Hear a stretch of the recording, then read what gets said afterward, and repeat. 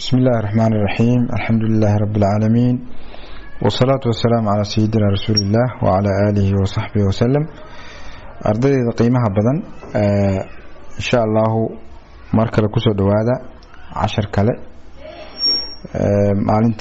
maalinta talaadada ay maanta 10 ka marka wuxuu nagu saabsanaan doonaa insha Allah chapter 3 chapterka saddexaad oo ku saabsan characteristics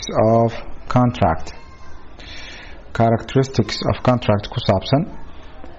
waxaan hore u soo qaadanay qaybtii ka hadlaysay private autonomy waan soo qaadanay waxa loola jeedo sidoo kale waxaan soo qaadanay qaybtii ka hadlaysay definition of contract oo 2 cashar aan ka soo galnay qaybtan marka waxaan rabnaa inaan kaga hadalno characteristics of contract ardayda qiimaha badan sidaan idin sheegay qaybtan contract law waxaan ku qaadan doonaa ilaa 10 chapter baan ku qaadan doonaa marka jabtaradan u horeeya ujeedkoodu wuxuu yahay inay mabaadi' guud ay salka u dhigaan gudaha umaana gelin wali contract si loo sameeyay way noo soo socdaan marka si general bay u hadlayaan marka aragtaan qaybaha hore wax laga hadlayna waa mabaadi' guud oo contract oo dhan khuseeyada baan ka hadlaynaa marka saa darteed yaan u soo gagaabinaynaa oo isleenahay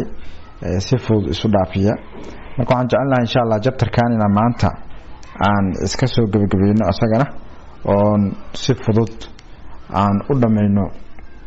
chapterkan oo nuxurkiisu yahay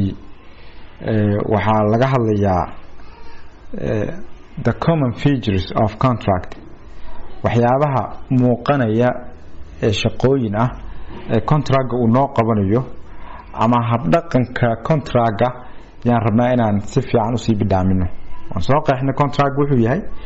marka habdhaqankiisii baan rabnaa inaan sii qeexno oo sii eegno astaamaha soocaya ee contract uu la gaarka yahay yaan rabnaa inaan sii eegno marka contract sida ay soo sheegay waa heshiis ay galayaan laba dhinac oo labada dhinacna ay ku heshiinayaan arin gaar ah oo isla fahansan yihiin ay ku heshiinayaan oo ayna ku kala aragti duwaneen oo isla gartay ay ku heshiinayaan marka contract marka waxaan soo sheegnay inuu ku saabsan yahay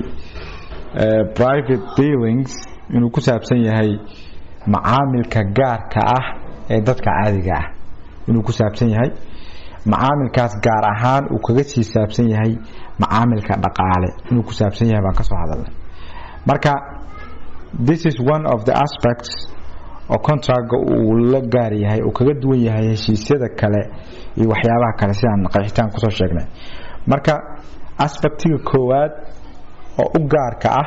contract waxa weeyaan wuxuu la macaamilaa private dealings gaar ahaan private economic dealings wuxuu la macaamilaa macaamilka ama wuxuu ka hadlaa ama khuseeyaa macaamilka dhaqaale ee gaarka ah ee dadka caadiga ka dhaxeeya dawladda qaab ku soo gali karto waa kaga sheekeeyay casharkii hore taa waa mid aspectiga kale wuxuu yahay oo contract la gaarka yahay contract lawga oo xoog saaraa waxa kamid ah protection of third parties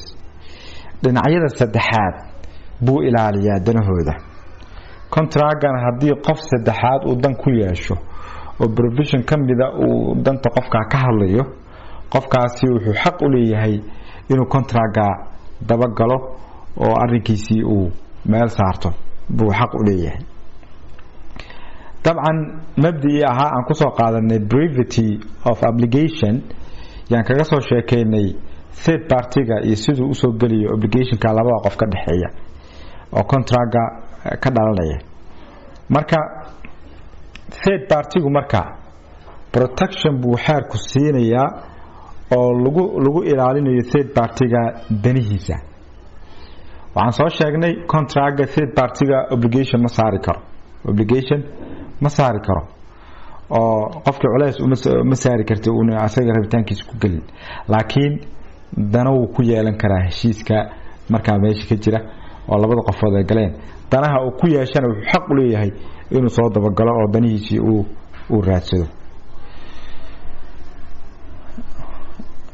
marka in general third party-ga waa la ilaaliyaa markii contract la joogo. marka adoo garsoore ah ama adigoo ah garyaqaan ama ulkaata ah, haddii ay dhacdo heshiis la isku haysto lagu keeno, third parties-ka danahooda waa inaad ilaaliso. third party-ga danahooda waa inaad ilaaliso oo mar walba aad ku dadaasho third party-ga inaysan dhibaato ka soo gaarin heshiiska iyo nidaamka dooda loo dhameynayo. sidoo kale aspectiga kale wuxuu yahay contract-gu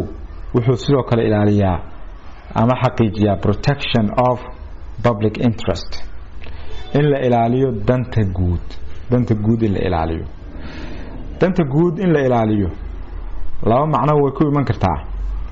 danta guud baa la ilaalinayaa arrimaha nidaamka guud ah heshiis lagama geli karo. kama geli kartid xuquuqda dastuuriga ah iyo waajibaadka dastuuriga ah heshiis laba dhinac ay galeen laguma baabi'in karo. waa in sida ay yihiin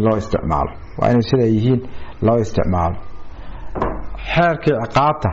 kuma bedeli kartid adiga rabitaankaaga. xeerka madaniga meelaha uu ka yahay nidaamka guud kuma bedeli kartid rabitaankaaga, oo arrinka in lagu heshiiyo lama ogola baad in badan ku arkaysaa markaad akhriso xeerka. meelaha uu leeyahay marka arrinka in lagu heshiiyo lama ogola waxa weeye waa nidaamkii guud oo la rabo in la ilaaliyo ay tahay oo waajib ay ku tahay dhinacyada. marka public interest-ga waxaa la ilaalinayaa nidaamkii guud baa laga ilaalinayaa from collapse. nidaamkii guud inuu burburo baa laga ilaalinayaa. marka public interest baad ilaalinaysaa markii aad xeerka uu ku leeyahay heshiis laguma geli karo arrimahaas. sidoo kale public interest-ga buu ilaalinayaa haddii macaamilka ay noqoto dadka gaarka ah private individualska iyo dawladii hadday macaamilayaan, waxaa la rabaa macaamilkaasi inuu ku dhisan yahay danta qaranka, in qaranka laga macaasho oo qarankii hantidiisii lagu tagrifalo lama ogola. waxa keenayana waxay tahay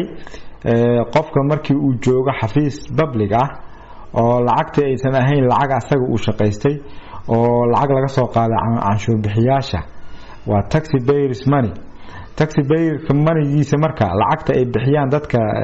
canshuur bixiyaasha ah, ujeedkeedu waxay tahay in loo isticmaalo sida ugu habboon,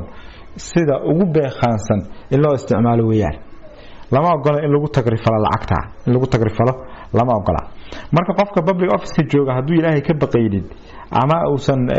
u lahayn mabaadi' guud ama akhlaaqdiisa aysan hagaagsanayn oo qofkaasi wax celinaya aysan jirin, inta badan wax uu ka naxayaa ma jirto. public money-gii kama naxayo, si fudud buu isbandhigareeyaa. markay sidaa taa marka lama ogola. marka saa darteed qofka dawladda ah qofka la macaamilaya waxaa laga rabaa inuu qofkan kula macaamilo qaab xeerka waafaqsan baa laga rabaa oo iska ilaaliyo inuu khalad qofkii kale ku caawiyo ama inuu hantidii lunsado ama inuu arrimaha kala shaqeeyo. marka lama ogola iyadana oo public money-gii in la ilaaliyo baa loo baahan yahay. marka protection of public interest laba macno way ku iman kartaa. in public order-kii la ilaaliyo oo nidaamkii bulshada ay ku heshiisay oo xeerarka ay ka turjumayaan in la ilaaliyo. sidoo kalena in la ilaaliyo oo aan heshiis lagu gelin arrimo ka hor imaanaya danta dhaqaale ee ummadda in aan heshiis lagu gelin ama la isaga baabi'in. marka saddexdaas aspect waa major. waxa weeyaan contract haddii la sheego automatic waa inay kugu soo dhacdo private economic dealing. sidoo kale waa inay kugu soo dhacdo the law will protect third parties waa inay kugu soo dhacdo sidoo kale the law will protect public interest xeerku sidoo kale inuu ilaalinayo public interest inay kugu soo dhacdo weeyaan kugu soo dhacdo sidoo kale the contract helps plan economic operations or activities sidoo kale contract wuxuu dadka ka caawiyaa in la qorsheysan karo howlaha dhaqaale ee la fulinayo in la qorsheysan karo ama la sameyn karo qofkii uu isku haleyn karo qof kale heshiis uu la galay saa darteedna uu qorshe ku sameysan karo marka meeshaasi marka waxa ka jira isku tiirsanaantii buu xaqiijinayaa contract law wuxuu xaqiijinayaa isku tiirsanaanta normally sida la yaqaan waxay tahay qofka wax walba u baahan yahay isaga keligii ma sameyn karo qayb buu sameysan karaa qaybta kale qof kale kaga baahan yahay qof kale ayuu kaga baahan yahay marka si qofka kale aad kugu kalsoonaato inuu hawshi ku qabanayo waxa ku damaan qaaday contract marka waa in contract la galo contractgaas marka wuxuu ku fududeynayaa inaad hawshi kala qorsheysato moogta wixii adiga aad qaban kartana aad isku aadiso wixii kale aad dad kale kaga baahan tahana aad contractgii u marto oo saas aad ku nidaamiso marka shaqadii economic operationska asaas ku nidaamiso wuu ku fududeynayaa marka laakiin contract law haduuna jiri lahayn oo dadka la dhihi lahaa waa xor heshiis ha galaan no consequences qofka rabitaankiisu ku galaya rabitaankiisu kaga baxaya wax qabanaya kala ma jiraan ha socoto ay noqoto shirkada way adkaan lahayd economic operationka in la qorsheeyo way adkaan lahayd aad bay u adkaan lahayd marka contract law marka aspectiga kale oo ka muuqanaya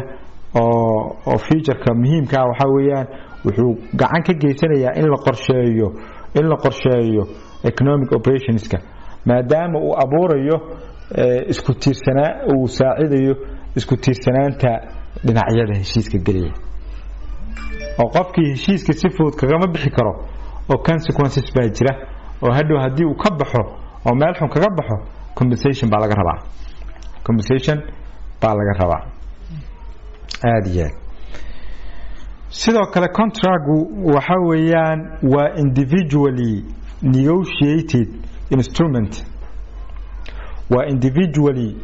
negotiated instrument that distributes the risk of the economic operation sidoo kale waxa weeyaan waa hab wada hadal qofka qof ah ku salaysan wada hadal oo laga wada hadlay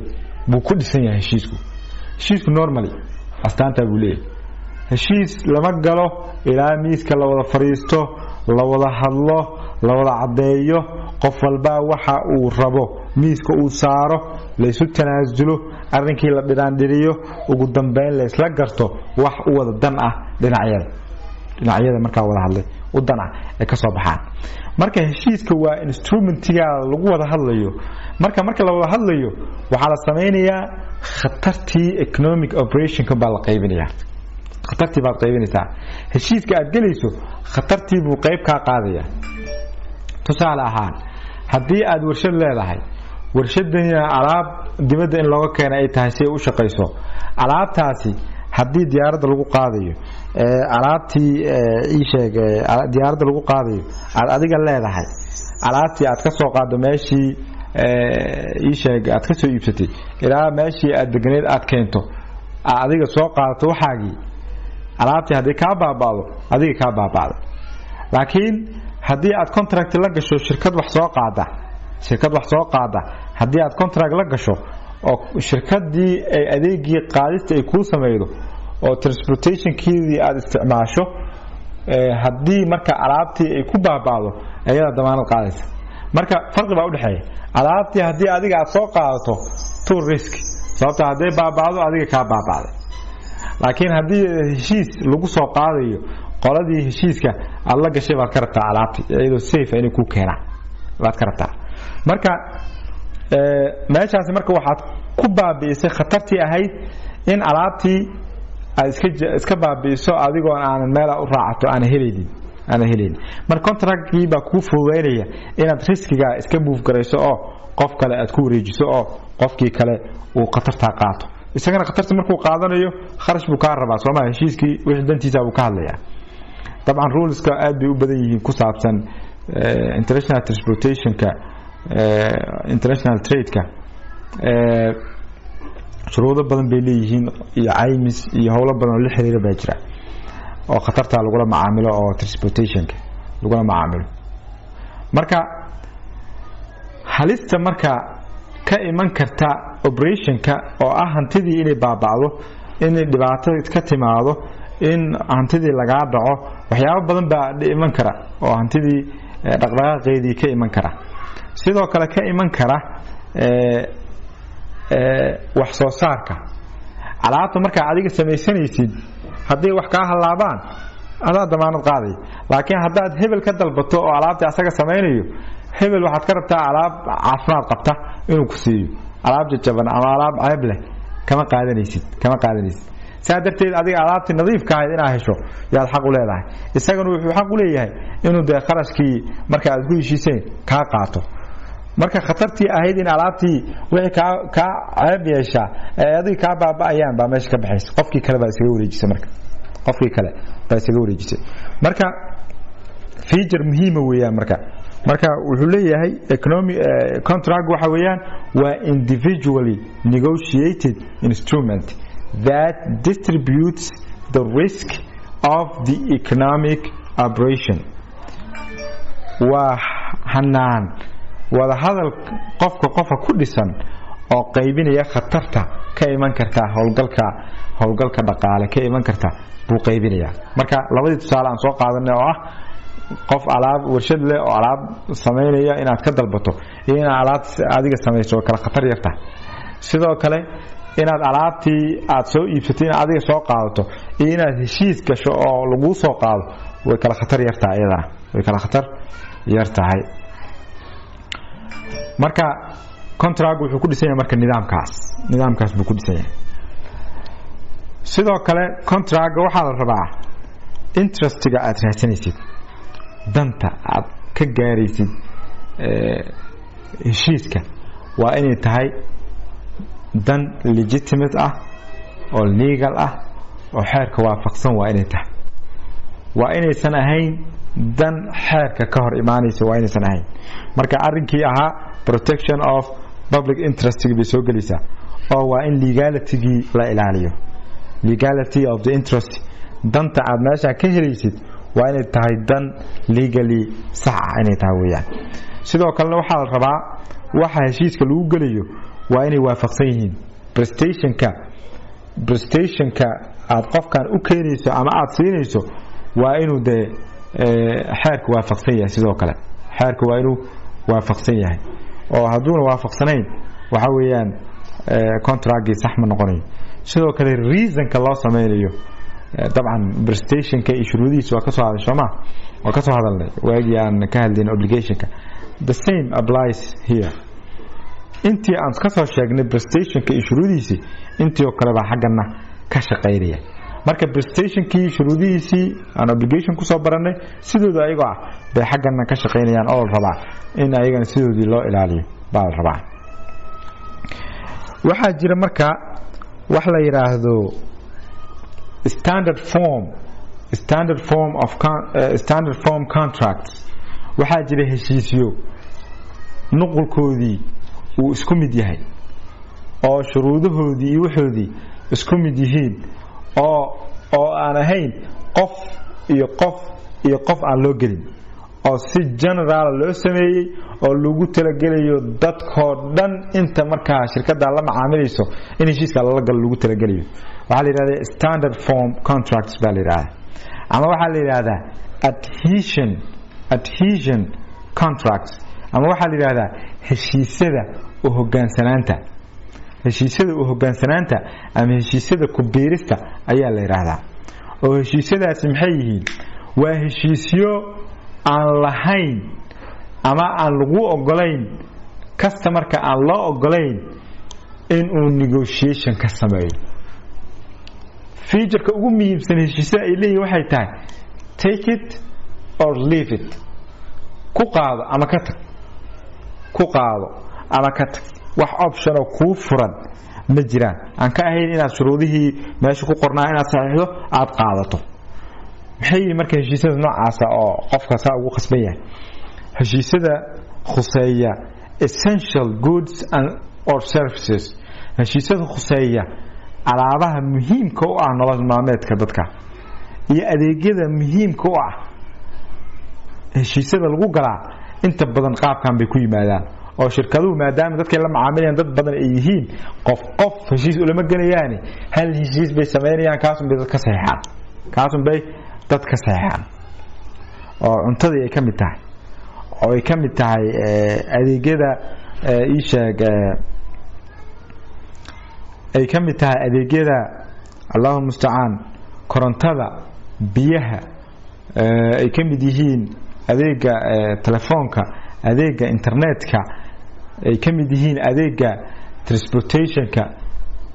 adeegyo badan oo shirkaduhu ay u haystaan qaab ah monopolistic power ay ka jirto oo qofkani uu u haysto awood inuu keligii suuqa leeyahay oo keligii haysto productiga oo dadkiina inay ka maarmeen wixina essential service ay yihiin sidoo kale waxa kamid ah adeegyada rentiga isha kirada waa la mid oo iyaduna de monopolistic power baa jirta oo hadda waliba waa magaalada aad bay guryaha qaali u yihiin Soomaaliya gaar ahaan xamar waxa keeneen waxay tahay dadkii magaalada soo wada galay markaas guryihii dalabkii demandigi waa high ah marka qofkii landlordka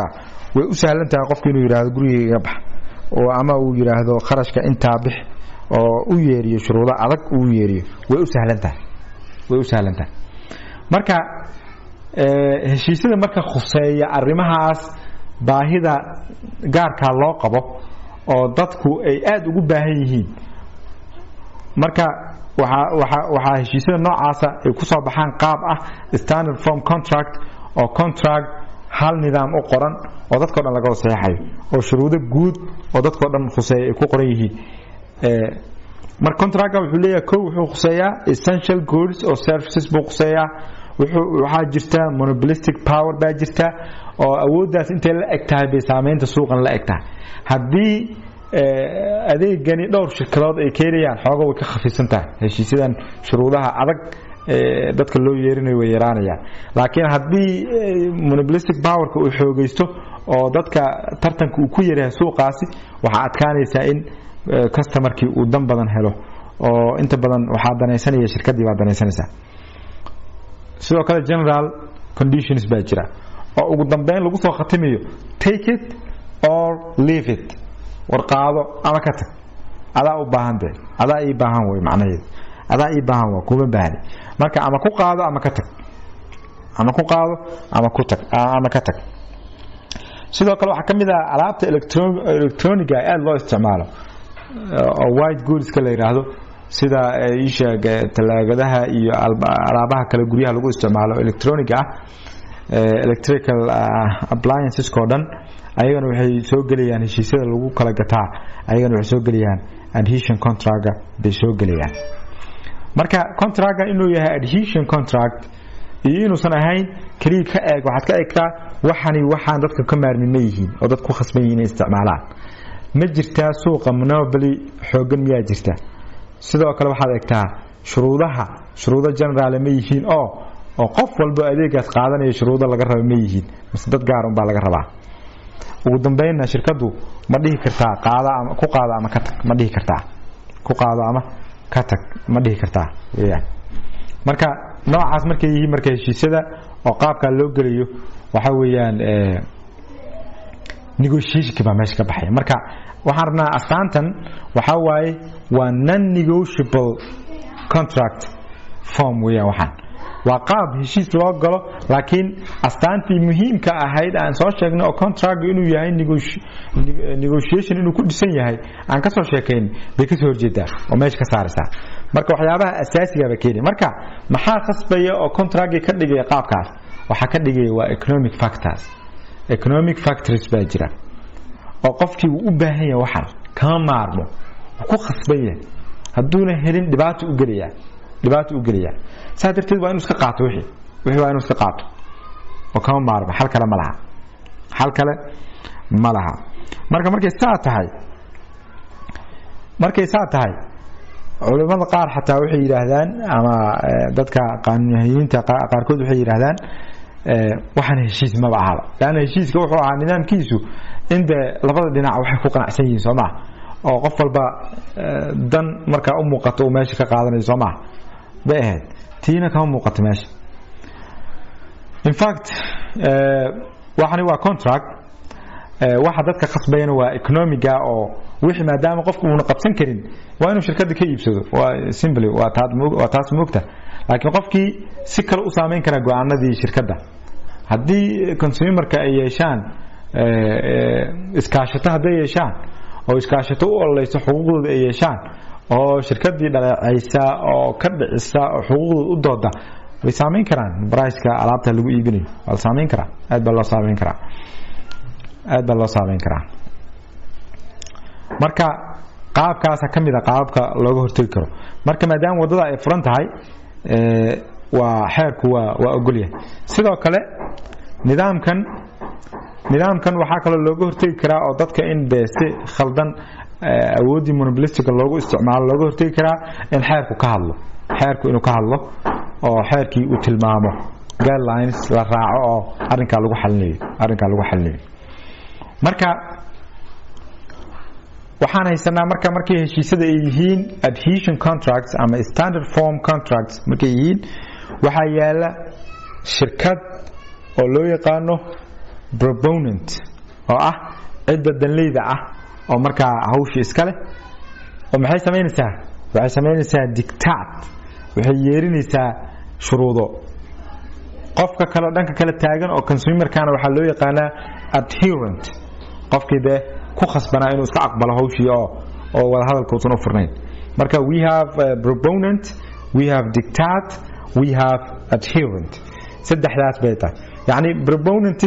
proponent enterprise-ka ama shirkadda danta leh waxay yeerinaysaa shuruud qofkii kale dhanka kale taaganna wuxuu ku qasban yahay inuu qaato marka saddexdaas bay kala noqonaysaa qaab aadiyan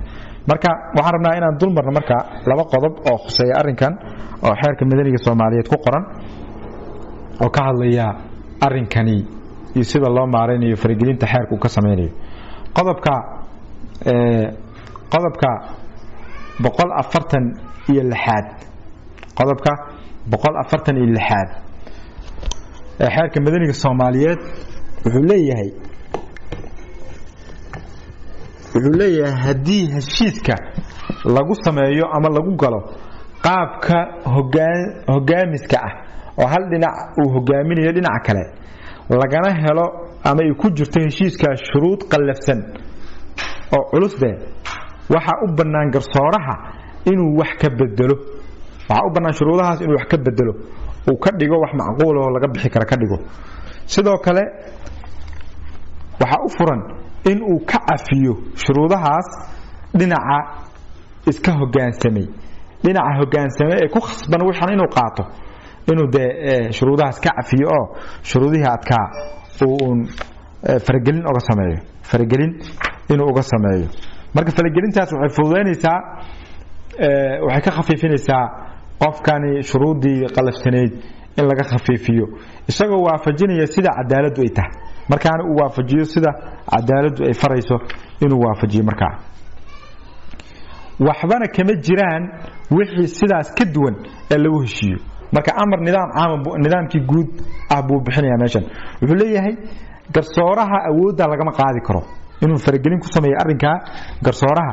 lagama qaadi karo oo waxa lagu khasban yahay in garsoorihi awoodiisii loo daayo baa lagu khasban yahay weeyaan in awoodiisii loo daayo yaa lagu khasban yahay marka xeerka marka faragelin buu sameeyaa protection buu sameeyaa qofkii dhinacii adherentiga consumerkii ku khasbanaa inuu iska qaato shuruudihii baa loo sameeyaa faragelin loo sameeyaa qodobka 148 ee xeerka madaniga Soomaaliyeed wuxuu leeyahay sidoo kale hadii shaki jiro waxa loo fasirayaa haddii shaki jiro oo heshiiskii macnihiisii laga shakiyo waxaa loo fasirayaa si danta daynsanaha waxaa loo fasirayaa qofka waxa laga rabo obligationka laga rabo si dantiisa loo fasiraya faqradda nama khusayso mar rabna hadda oo kama hadlayno waxaan rabnaa faqradda labaad hase yeeshee buu leeyahay ma banaana in loo fasiro shuruudaha mugdiga ku jira ee heshiisada hogaamiska heshiisada hal dhinac uu yeerinayo oo hogaaminayo shuruudaha madmadowga ku jiro inta badan shuruudaha heshiisadaas ku qoran wax ma aha qofka caadiga si toos u fahmi karo waa shuruudo badan oo qofkii inuu iska saxiixay tahay iska saxiixaysa maadaama adeeg u baahan tahay waxaan faahfaahin kama geli kartid waxaad ka geli kartid ma laha qaada ama ka tag ay taagan tahay waa iska saxiixaysa mugdi badan baa ka jira marka shuruudahaas marka mugdiga ku jiro marka la fasiraayo lama fasir karo si dhibaysa danta dhinaca hogaansamay dhinaca loo yeeriyay oo ku khasban oo adherentiga si dhibaato ku lama fasiri karo si dantiisa loo fasiriya marka dhankaasna protection buu ka siinayaa xeerku uu kugu talagalayo ii sheeg qofka adherentiga external formka galaya inuu qofkaasi protection inuu helo marka waxaan isleeyahay intaa waa nooga filan tahay sharaxaadii guud markana waxaan isku dayeynaa inaan qoraalkii si boobsiisa aan dul marno oon sidaa insha Allah casharkeen maanta aan ku soo afjarno hadii Ilaahay yiraahdo chapter 3 chapterka saddexaad wuxuu ku saabsan yahay characteristics of contract wuxuu ku saabsan yahay tilmaamaha ama featureska ama astaamaha muuqanaya ee contract uu leeyahay yaani shaqooyinka contract uu qabanayo iyo qaabka uu qabanayo oo waxyaabaha ugu muhiimsan oo lagu identifiable baan tilmaameynaa ka hadlaynaa Contract today has 3 separate aspects. Contract maanta wuxuu leeyahay saddex hanaan oo kala baxsan buu leeyahay. It continues wuxuu ku sii socdaa to play inuu ciyaaro its essential role yani kaalintiisii muhiimka ah inuu ka ciyaaro in the private dealings inuu ka ciyaaro in the private dealings of the parties dhinacyada macaamilka gaarka ah ee dhinacyada gaar ahaan kii dhaqaale but the rules xeerarku are also concerned sidoo kale waxay xeerarku daneynayaan to protect inay ilaaliyaan third parties inay ilaaliyaan dhinacyada saddexaad sidoo kale ay ilaaliyaan the public interest as well sidoo kale ay ilaaliyaan danta guud ay ilaaliyaan with a contract the parties plan an economic operation heshiiska waxay dhinacyada ku qorsheeyaan economic operation waxay ku qorsheeyaan howlgal dhaqaale ay ku qorsheeyaan or several connected operations ama dhowr howlgal oo isku xiran oo midka alaabta laga iibinaya midka alaabta soo qaadaya midka alaabta isticmaalaya kii wax ka sameynaya kii si iibinaya wixii oo dhan saab isugu xiran yihiin marka waxa soo dhan operationka marka isku xiran oo dhacaya waxa fududeynaya inuu la qorsheeyo waa kalsoonida uu abuurayo contract iyo waajibnimadiisa ay abuurayso weeyaan economic affairs marka arrimaha dhaqaale entail risk marba waxa la socda khatar baa la socota halis baa la socota the parties marka dhinacyada through negotiation and definition of the content of the agreement iyagoo u maraya wada hadal iyo inay qeexaan waxyaabaha heshiiska ama qodobada uu ka kooban yahay inay qeexaan iyagoo u maraya a portion waxay kala qaybinayaan the risk of the operation waxay saa ku kala qaybinayaan ama kala dhimayaan sheeg khatartii ka iman lahayd howlgalka and plan results waxayna qorsheysanayaan natiijooyinkii marka qof walba xilligu wax helayo xilliga sheeg alaabta uu helayo xilligu wax soo saari karo xilligu customerkiisa baayis ka jawaabi karo sidaas buu ku qorsheyn karaa each mid walba marka according ayadoo asagoo u eegaya to what he or she expects to gain ayadoo la eegayo mid walba waxa uu ka filayo inuu ka helo from the arrangements inuu ka helo heshiiska ama nidaamkan ay markaa ku heshiiyeen inuu ka helo asagoo eegaya ayuu wada hadalna geliyaa lana qeexayaa heshiiska waxyaabaha uu ka kooban yahay because each party has reasons for deciding to conclude the contract maadaama dhinac walba sababa uu ku riixaya ay jiraan inuu heshiiskii ku galo it may be that these reasons are particularly evident or presupposed or assumed maadaama sababo kala duwan dadku heshiisyada u galayaan heshiisyadaas waxay noqon karaan marka kuwa si gaara u cadooda la garan karo ama inay noqdaan sababo la qiyaaso oo de sabab qofkan sabab u galiya jirta sababta ma taqaan so sabab un baa ku riixaysa qofkii they marka sababaha thus acquire an importance marka muhiimad bay yeelanayaan sababaha loo galiya heshiisyada oo waa in la ilaaliyo marka xeerkii waa in la ilaaliyo oo sababtii xeerka waa inay waafaqsan tahay bilaayin marka iyadoo meesha ka saaraysa marka taasna the irrelevance attributed to them by dogma taasna waxay meesha ka saaraysaa marka muhiimad darrida ay keenayso waxa qofku aaminsan yahay yani qofku wuxuu aaminsan yahay lama daba kici karo oo sida aan soo sheegnay niyadda qofka buu heshiis ku dhisan yahay soo maaha niyaddii qofka marka aad looma dabageli karo oo ii sheeg haddii la yidhaahdo waa la dabagelayaa waxaa meesha ka baxaya transactional stability baa meesha ka baxaya oo ay adkaanaysaa laakiin waa muhiim reasonska in la ilaaliyo ayadoo dee aanan lagu fogaanin markaa dogmada ama dadka waxay aaminsan yihiin marka a contract nonetheless assessed marka heshiiska si kastaba ha ahaatee waxaa loo qiimeeyaa objectively si yani madax bannaan oo ka madax bannaan qofka niyadiisa wax ku jira hence interpretation markaana fasiraada loo sameeyo according to the parties common intention in loo sameeyo dhinacyada waxa ay rabaan ee generalka ah rabitaankan iyo rabitaanka marka la sugeeyo waxa soo baxaya labada dhinac waxay rabaan marka labada dhinac waxay rabaan baa la raacaya halka qof wixiisa lama raacayo not according fasiraadi marka ma noqonayso si waafaqsan to a reconstructed inner will niyadda gudaha ku jirta oo la dhiso oo la raadiyo lagama dhigi karo la qaabeeyo lagama dhigi karo heshiiska laguma saleynayo waxa lagu saleynayaa the common intention of the parties baa lagu saleynayaa a contract marka heshiiska is waxa weeyaan an operation wide waa howlgal that produces kaasoo yani soo saaraya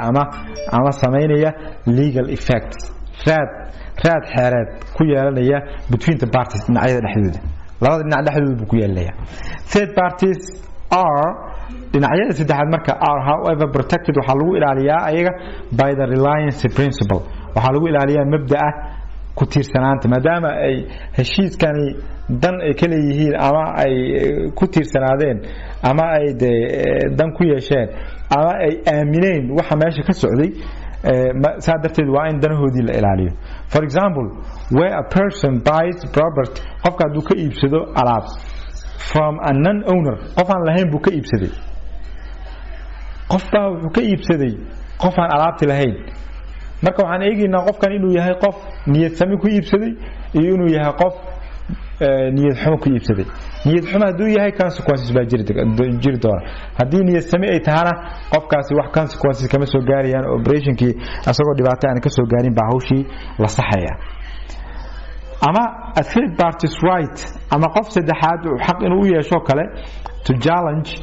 inuu ka hortago avoidance of a contract qofkii inuu heshiiska ka baxo oo heshiiska inuu buriyo buu ka hortagaya sababtoo adantiisiiba ka hor imaanaysa arrinkii marka saa darteed inuu heshiiska ka hortagi karo oo challenge garayn karo in laga baxo although a contract is a private matter inkastoo uu yahay contractu arrin gaar ah oo dhinacyada gaarka u dhaxeeya the law protects sharcigu wuxuu ilaalinayaa third parties who come into contact with the parties kuwa xiriirka la yeesha third partieska ama dhinacyada saddexaad ee xiriirka la soo yeesha dhinacyada ayuu ilaalinayaa xeerku marka exception weeyaan xaaladda waxay ahayd brevity of obligation sidoo kale brevity of contract you exception ka tahay arinka marka intee particle ilaaliyo. Finally ugu dambeyn a contract produces effects only if the legal order so permits. ugu dambeyn marka contract wuxuu soo saari karaa raad xeereed wuxuu soo saari karaa hadii sidaas nidaamka kala dambeynta xeerka nidaamka xeereed ee dalka ka jira uu sidaa u ogol yahay haduuna xeerku u aqoonsaneen inuu effectiga yeelan karo xeerka yeelan karo heshiiska effectiga ma shaqeynayo xeerka marka effectiga uu ogol yahay kaliya ayuu yeelan karaa contract marka effectiska xeerku ka hadlaya oo sida u yeelanayay waxaas faafahinteeda u tagi doona insha Allah si loo nidaamiyo marka the law xeerka marka exerts two types of control over economic operations xeerku laba qaab buu u controla marka ama ugu isticmaala control ama ishaag ku ilaaliya economic operations wuxuu ilaaliyaa wuxuu fiirinaa the merits of the interest danta muxuu ahaa wanaageeda buu fiirinayaa danta maxay tahay marka danta pursued by the parties ee dhinacyadu raadsanayaan the parties are free dhinacyadu waxay xor u yihiin to conclude inay galaan contracts belonging to different types ay galaan heshiisyo kala duwan oo ka duwan from those indicated by law oo xeerku tilmaamay ka duwan bay geli karaan provided that laakiin shardi waxa ah they are in pursuit of interests inay raadinayaan marka dano that deserve protection dana ilaalin mudan inay raadinayaan baa la rabaa danihu waa inay ka hor imaan xeerka hadday ka hor yimaadaan dantaasi ma noqonayso dan mudan in la ilaaliyo ma noqonayso marka dantaas ma noqonayso sidoo kale wuxuu ku ilaaliyaa marka sidoo kale the lawfulness of the operation wuxuu ilaalinayaa howlgalkani xeerka muwaafaqsan yahay oo objectivity iyo reasonka cause-kii muwaafaqsan yihiin xeerka muwaafaqsan yihiin danta la raadsanayaa ma tahay mid xeerku ogol yahay sidoo kale markii la fulinaayana habka loo fulinayo hab xeerku ogol yahay ma yihiin the idea marka of contract yani marka fikirka heshiiska which emerges taasoo ka muuqanaysa from modern civil codes ka muuqanaysa xeerarka madaniga casriga is that waxa weeyaan usually associated waa contract waxa weeyaan waa wax la xiriira caadiyan with individually negotiated contracts wax la xiriira waa heshiisyo wada hadal ku salaysan oo dhinacyadu qof looga wada hadlay those contracts which two parties make reciprocal concessions ay sameynayaan dhinacyada tanaasul labada dhinac so that their negotiations result si marka ayaga wada hadalkoodii ugu soo gabagabo in an agreement heshiis the model on which a large part of the general rules of contract are based marka qaabka lagu sareeyay xeerarka ama qodobada guud ee qabanaya contractka lagu saleeyay which are the historical precedent for contract in general kuwaasoo yani wixii taariikh ahaan ugu horeeyay ee contractka looga hadli jiray is that for individual sales waa beeca dabcan modelka waxa lagu saleeyo dhan oo contractka lagu saleeyay waxa weeyaan waa beeca anaga markii shariicada la joogo waa aragteen waxa jiro kitaabul baa' waxa la yiraahdo Soomaa kitaabul baa' waa ka ruleska macaamilka dhan looga hadlayo Soomaa ay shuruudihii wax la kala iibsanayo wixii dhan looga hadlayo Soomaa sidoo kale weeyaan meeshana waxa laga hadlayaa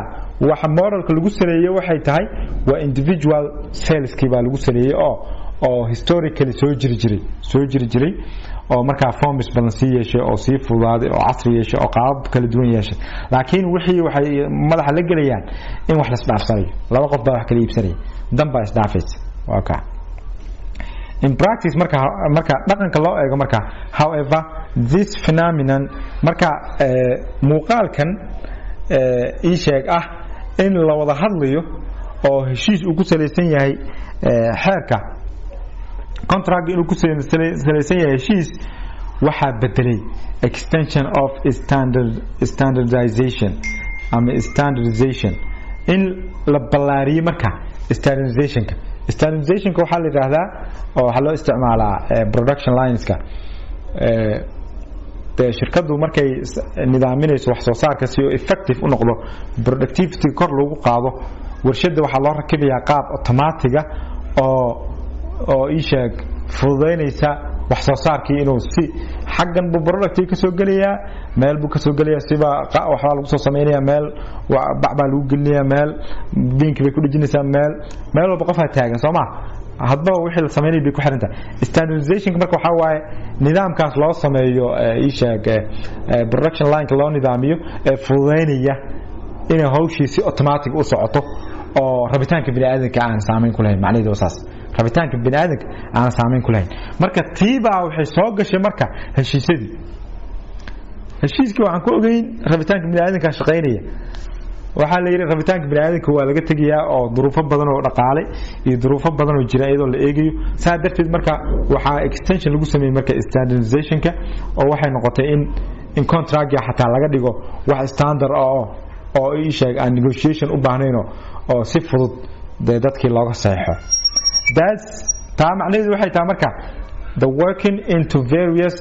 pro forma layouts waxa marka laga shaqeeyay oo la soo saaray qaabab diyaarsan of the planning process oo yani nidaamkii qorsheynta that leads to transaction يعني nidaamkii qorsheynta lagu galiyay heshiisyada iyo macaamilka lagu galiyay waxa loo sameeyay pro forma layouts baa loo sameeyay yani qaab diyaarsan baa loo sameeyay taa marka makes waxay ka dhigaysaa marka an enterprise contracts heshiisyada yani shirkada identical kuwa isku mid ah when concluded marka la galiyo with their clients the consumers marka la galiyo these contracts marka contractyada noocan known loo yaqaano as standard form contracts loo yaqaano at today ubiquitous waa kuwa marka universal ah ama aad loo isticmaalo common ubiquitous yani common universal because they can be presented waxa marka contractyada loo dhiibi karaa oo la geli karaa to unlimited number of persons in the same way waxa loo geliyaa dad tiro badan aan xadidnayn isku qaab baan loo geliyaa to smooth si marka loo fududeeyo ama loo toosiyo the distribution of products si marka loo fududeeyo in product la qaybin karo oo such as white goods waxa weeyaan waa agabka electroniga oo talaagadaha iyo agabka guryaha lagu isticmaalo sidoo kale loo fududeeyo qaybinta serviceska sida water electricity gas supply gaaska hadda wadankan soo gaaray gaaska la isticmaalo wax lagu karsado and also fairly complex specific activities sidoo kalena arrimo complicated oo gaarana in lagu fududeeyo oo la xiriira insurance-ga caymiska la xiriira banking-ka la xiriira transportation-ka alaab qaadista la xiriira etc. standard form marka contracts are easy to recognize waad garan kartaa marka standard form iska si fudud baad ku garan kartaa because they are usually produced waxa lagu soo saaraa in very small print waxay ku qoran yihiin far yar bay ku qoran yihiin by the company supplying the product or providing the service yani standard waxa loo soo qoraa far yar bay ku qoran yihiin oo si standard bay u qoran yihiin oo waxa la fududeynayaa shirkadda marka alaabta iibinaysa ama service-ka bixinaysa iyadoo diyaarsan baa lagu keenayaa kaas un baa saxiixaysa marka this type of contract marka heshiiska noocaana is also called waxa loo yaqaana an adhesion contract heshiiska ku biirista baa loo yaqaana as the other part maadaama dhinaca kale the client or consumer cannot challenge maadaama uusan waxba challenge gareyn karin oo ka hor iman karin oo modified ama uusan bedeli karin ama waxba ka bedeli karin as would be possible sida ay suurtagal u noqon lahayd ba hadii if it were an individually negotiated transaction hadii aan lahayd macaamil si qofa yani looga wada hadla hadii aan lahayd neither can the enterprise discuss terms with clients individually sidoo kalena shirkadda maadaama aysan qof ula hadli karin ama kala hadli karin shuruudaha the standardization of production wax soo saarkii nidaamintiisii marka in hal qaab lagu wado imposes waxay soo rogaysaa marka an imperative yani arrin ama ay sheeg baahi to save time and expense in marka waqtigiina la beeqaamiyo kharashkiina la beeqaamiyo yaani qof in loola hadlo hadii loo baahdo shaqaale badan baa u baahanaysa laakiin meeshan hal meel baad u sameynaysaa qofkii heshiiska uu ka helayo automatic heshiiska buu saxiixaya cid u sharxaysa cid wax kale heshiiskii waa ka saxiix ama ka tag aday ku taala and contractual relations marka xiriirka heshiiseed marka identical waa isku mid xiriirada marka heshiisyada ay ku salaysan heshiisyada noocan waa kuwa isku mid are identical output from a production line ki wax soo saar ka soo baxay oo isku mid oo kale weeyaan oo qof walba uu qaadanayo ishaga isku mid oo uu qaadanayo ama ka tagiyo marka the consumer qofka isticmaalaha must take it or leave it ama inuu ka tago weeyaan ama inuu qaato weeyaan low option kala malaha adhesion contracts are not however imposed solely on consumers sidoo kale adhesion contract kaliya looma isticmaalo kaliya dadka isticmaalayaasha kaliya oo individualska kaliya looma isticmaalo oo dadka kaliya lagu soo rogo there are standard forms of contract waxa jiro qaab standard oo contract with uniform clauses oo yani shuruudo isku mid leh with structure relations between businesses sidoo kale nidaamiyada heshiisyada u dhaxeeya ama xiriirada u dhaxeeya businesska dhexdiisa for example the relation between vehicle manufacturers and component suppliers dadka gawaarida shirkadaha gawaarida sameeya iyo kuwa agabka gawaarida laga sameeyo soo saara who provide kuwaas oo keena tayarada lamps nalalka accessories waxyaabaha kale oo gaariga lagu rakibayo keenaya marka kan baawurka soo saaraya iyo kan agabka keenaya xiriir ka dhaxeeya heshiiska gelaya inta badan standard waa maadaama hawl soo noqonaysa ay tahay standard baa laga dhigaa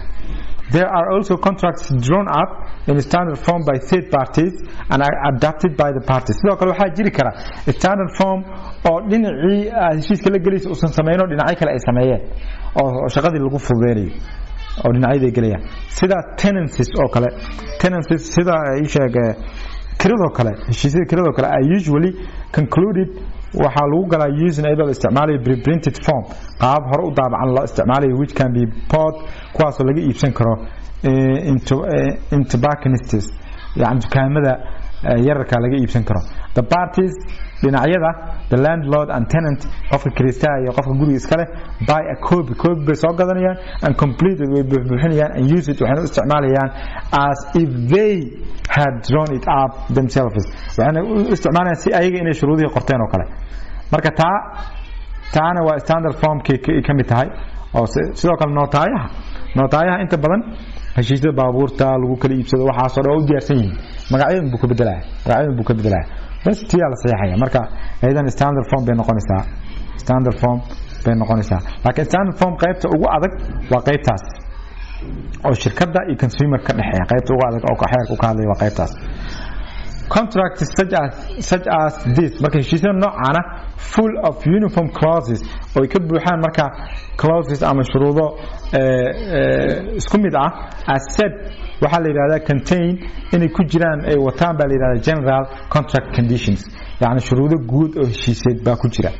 the use of the word contract should not be confused waa inaan lagu khaldin with its technical use macnihiisa farsamo in relation marka loo eego to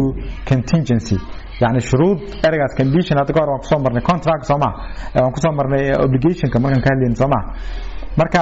obligation marka ka hadlayno condition eragaas waxa loola jeeday ma aha xagga waxa loola jeedo waa eray general ba hadda laga wadaa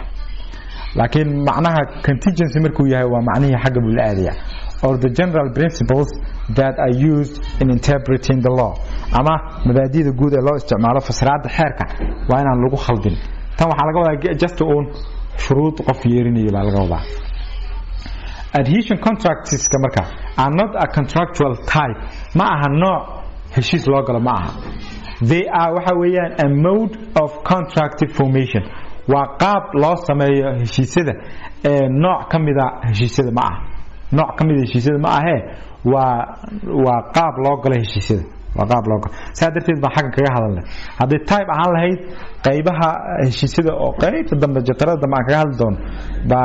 bay soo geli lahaayeen. marka saadarteed maadaama mode ay yihiin oo haddana astaan muhiim ay yihiin oo feature aad u muuqanay ay yihiin yaan si gaar ah ugu soo qaadnay meeshan oo ah aan kaga hadlayno featureska guud ee contract. making use kuwaasoo dee isticmaalaya of standard uniform models qaabab isku mida isticmaalaya. The important feature is that marka yani sifaha ugu muhiimsan waxa weeyaan is that usually one party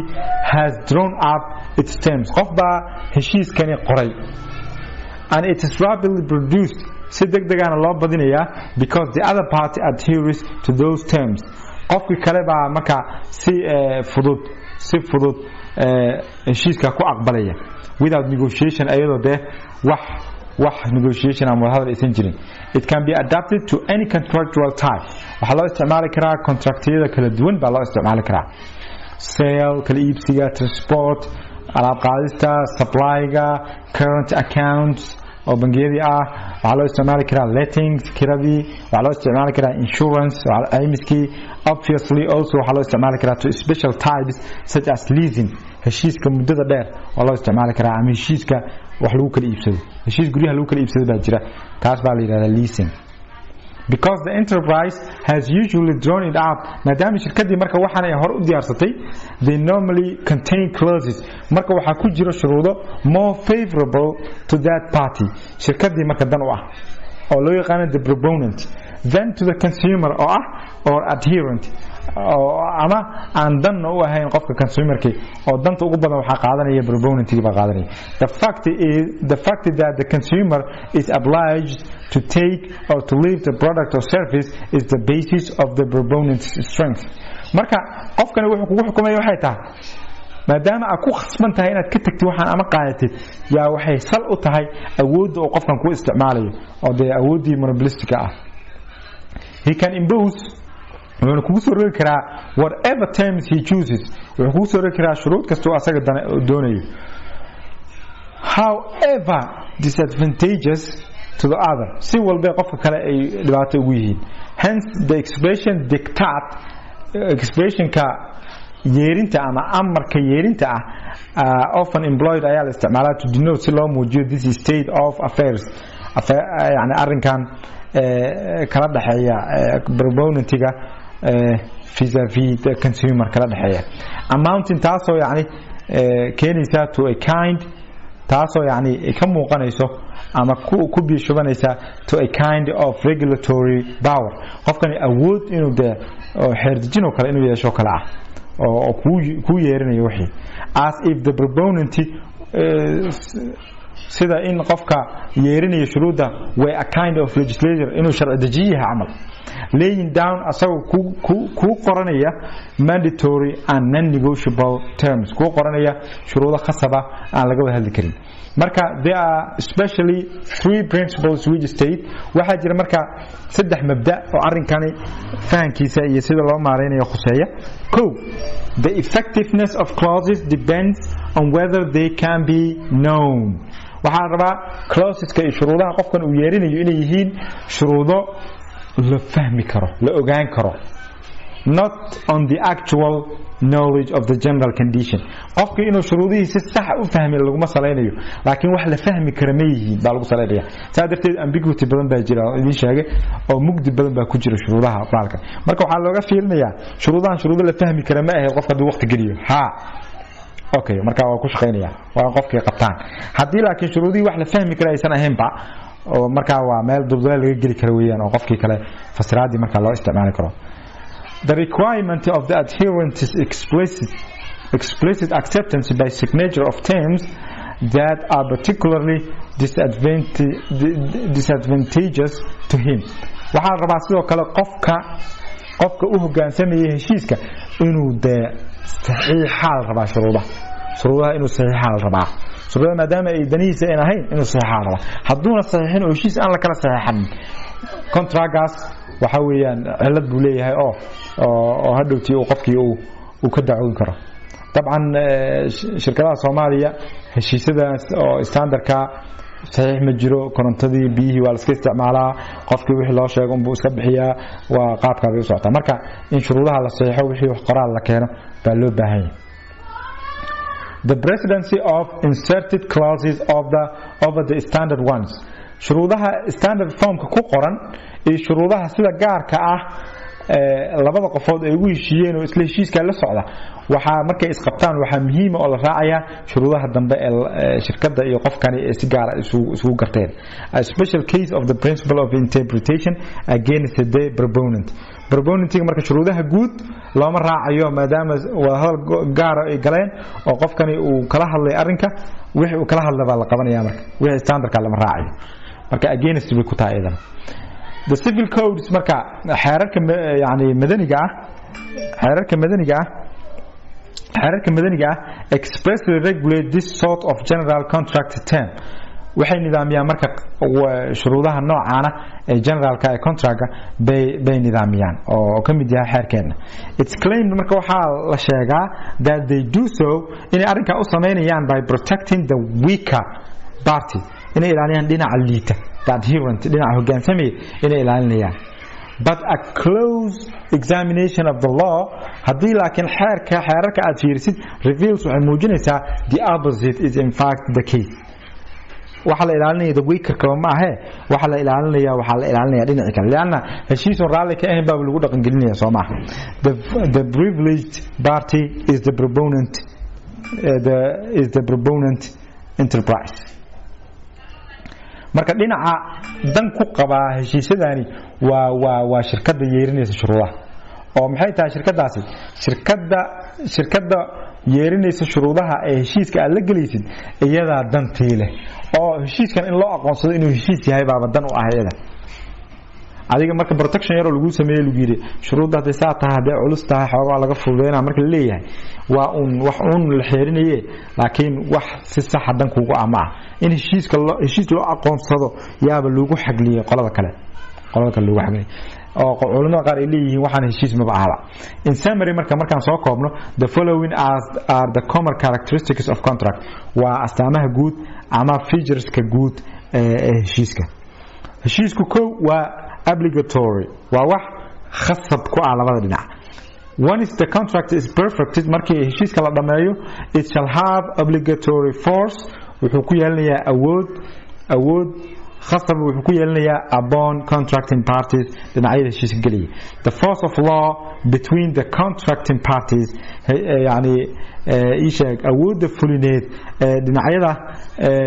heshiiska galaya u dhaxaysa compels them wuxuu ku qasbaysaa to perform in the shaqadii qabtaan lagu heshiiyey under the threat of a civil action or lawsuit inay qabtaan shaqadii inay qabtaan ayagoo ka baqaya in tilaabo madani laga qaado ama dacwad laga gudbiyo sidoo kale astaamaha uu leeyahay waxa kamid ah autonomy contract parties are free to enter into a contract and establish sidoo kale labada dhinac waxay xor u yihiin inay galaan heshiis kasta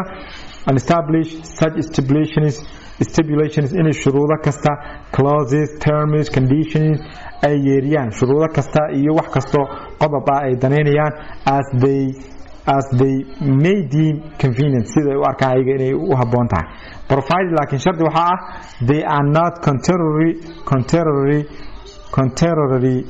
to law waa inaysan ka soo horjeedin xeerka morals waa inaysan ka soo horjeedin akhlaaqda good customs dhaqanka ku wanaagsan inaysan ka soo horjeedin ganacsiga public order inaysan ka soo horjeedin oo public policy waa inaysan ka soo horjeedin mutuality waa in ay sheegay contract sidoo kale wuxuu leeyahay astaan ah wax isdhaafsi oo labada dhinac ay wax isdhaafsanayaan weeye oo labada dhinac rabitaankoodii uu isdhaafayo the bind marka xiriirka must involve waa inuu the bind ama awoodda qabashada waa inay qabataa both of the parties labada dhinacba so that the validity sharciyada ama jiritaanka oo compliance of the contract ama heshiiskii in in the loo hogaansamo cannot be left looma dayn karo to the will of only one of them hal qof rabitaankiisa looma dayn karo in xeerkii in loo hogaansamo contractgii ama in contractgii uu shaqeeyo looma dayn karo oo mutuality baa la rabaa labada dhinac bay isla ogol yihiin wixii the contract must bind waa inuu qabtaa both contracting parties and necessarily there must be mutual consent waa inuu jiraa rabitaan labada dhinac relativity of effectivity sidoo kale koobnaanta dhaqangalka the contract takes effect wuxuu ka dhaqangelayaa only between the parties they assigns dadka ayaga ay wakiishaan shaqada u dirsadaan ama dhaxla an heirs ama dadka ayaga dhaxlaya except in case marka laga reebo xaaladda where the rights and obligations arising from the contract marka xuquuqda ama waajibaadka ka dhalanaya heshiiska are not transmissible by their nature aysan ahayn kuwa gudbi kara aysan ahayn ama ku gudbi kara by their nature aan ku gudbi karin ama aan ku gudbi karin by stipulation shuruud ay qorteen ku heshiiyeen ama aan ku gudbi karin by provision of law ama xeerkuba uu leeyahay xaqan xaq gudbi kara ma aha oo hadii qofkii dhinto saas ku baabacaya uu leeyahay consensuality ogolaanshaha the mere consent that perfected the contract should bind the parties to the fulfillment of what has been expressly stipulated waxaa la rabaa ogolaanshaha keliya ugu filan in heshiiskii dhaco inuu dhaco waxaa ku filan ogolaanshaha keliya ku filan oo labada qofood wixii ay isu yeeriyeen si cad ay isu yeeriyeen inay fuliyaan waa inay ku khasabto keliya ogolaanshaha ay labada dhinac sameeyeen all the consequences sidoo kale dhammaan waxa natiijaha ka dhalanaya according to their nature maybe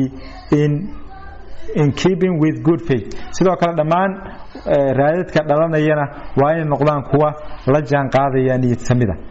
usage ama isticmaalka luqadda ganacsiga sidoo kale iyo log ama xeerka however real contractyada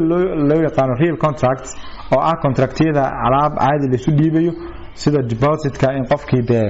alaab aad u dhiibato pledge inaad rahan samayso kale and commoditum ama qofkii inaad caariyad siisid loan for use oo qofkan alaabtan isticmaal aad raahid are not perfected ma dhamaystirin heshiisaas until the delivery of the object of obligation ilaa de alaabtii obligationkii qofka kale aad u dhiibtid ma dhalanayo contractgii ma dhamaanayo oo wuxuu u baahan yahay delivery baa shardi u ah marka meeshaas waxaa ka cad marka consensuality-ga macnaha wuxuu noo sheegayaa in consentiga lagu geliyo heshiiska oo si fudud oo wax kaloo lagu xirayaa ayna jirin marka insha Allah casharkeennii intaa baan kusoo koobaya haddii Ilaahay yiraahdo waxaan rajaynayaa in sharaxaadda ay ku filan tahay oo si wanaagsan loo fahmi doono wassalaamu calaykum waraxmatullaahi wabarakaatuhu insha Allah amaana Allah